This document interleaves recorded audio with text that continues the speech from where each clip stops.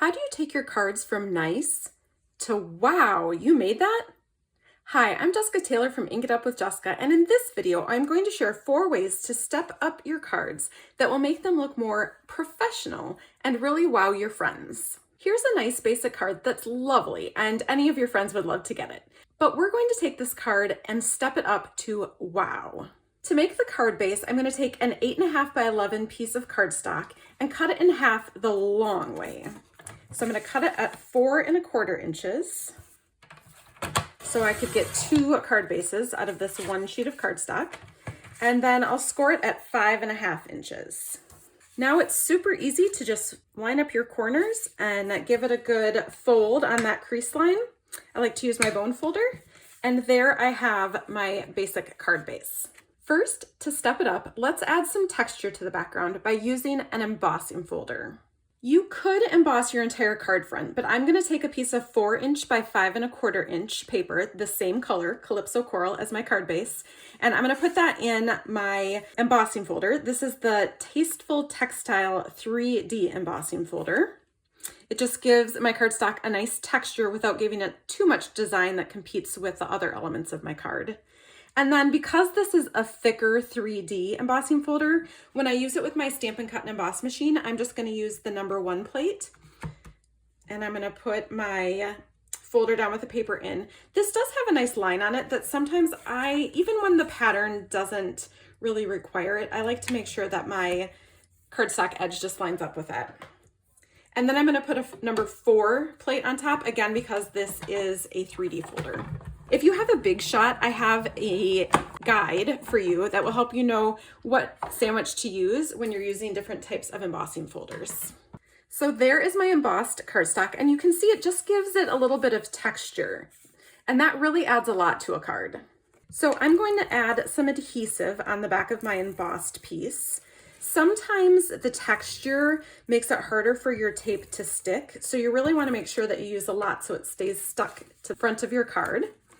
And then we'll just layer this right in the center of the card front. Doesn't that add a lot already? Next, I'm going to put my piece of patterned paper on here. This is 2" by 5 inches, and I have a video that I will link here where I show you how to quickly cut a piece of 12 by 12 patterned paper into these 2 by 5 pieces so that you can make a stack of cards from 1 sheet of patterned paper.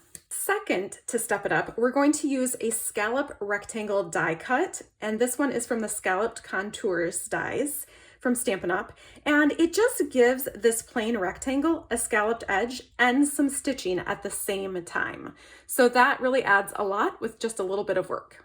To use our Scalloped Rectangle die cut with the Stampin' Cut and Emboss machine, I'm going to use the No. 1 plate, followed by the No. 2, and then a No. 3 clear cutting plate. And then I'll put my cardstock on top of that, and then my die with the ridge side down on top of that. When I have a rectangle like this, I like to put it on an angle because I feel like when I run it through the machine, it cuts and does the stitching better. So you might want to cut a smaller piece of paper so that you don't feel like you're wasting any. Then I'll put a No. 3 cutting plate on top and run that through my machine. And now I have a nice scalloped rectangle for my main image. I'm going to stamp my Have a Peachy Day greeting right on that rectangle with the Balmy Blue ink pad. And then I'll just stamp it down towards the bottom so that I know I have plenty of room up top for the peach. Then we'll just tape this scalloped rectangle to the front of our card. The third way that we can step up our card is by adding shading to our peach when we stamp it. You can see this one I stamped in straight Calypso Coral. This I shaded the stamp with a sponge dauber and 2 different shades of ink, and you can see how it just adds some depth and dimension to the peach. I'm going to stamp my peach on another piece of paper, and to ink it up, I'm going to start with Pale Papaya to ink up the entire peach. So I want to make sure that that really gets inked up well. And then I'm going to use a sponge dauber and just dab it in my Calypso Coral ink and then dab it on my peach. So I want to make sure that I'm not covering the entire peach with the Calypso Coral ink because I want some of that Pale Papaya to show through.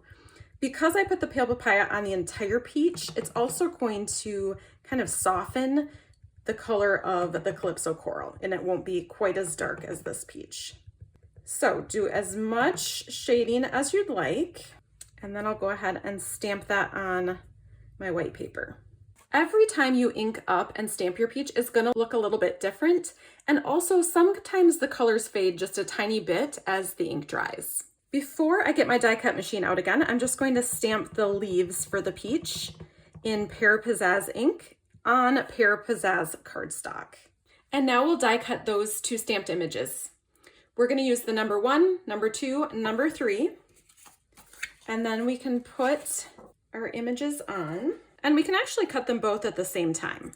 So what I want to do is line up the leaf die over the leaves, and I want to make sure that that stays in place. So often I will just take a Post-it note and put it right across there to hold it in place. Now let's do the same thing for this peach. Just make sure it stays in place with a Post-it note. Another number 3 on top and run that through. The fourth way that you can step up your cards is the easiest and my favorite, and that's by using Stampin' Dimensionals to pop up an element on your card. So I'm going to do that on the peach. I'll just put a few dimensionals to make sure that it stays popped up, and then one on the back of the leaves. If you have a hard time getting the backings off, if you stick your fingernail right down in the middle of it, it'll pop up the edges. And then we can just arrange the peach on here how we want it. So there you go, 4 ways to step up your handmade greeting cards. If you'd like to learn more about stepping up your cards with more embossing folder and die cutting techniques, click on the link below to take my online class. Happy stamping!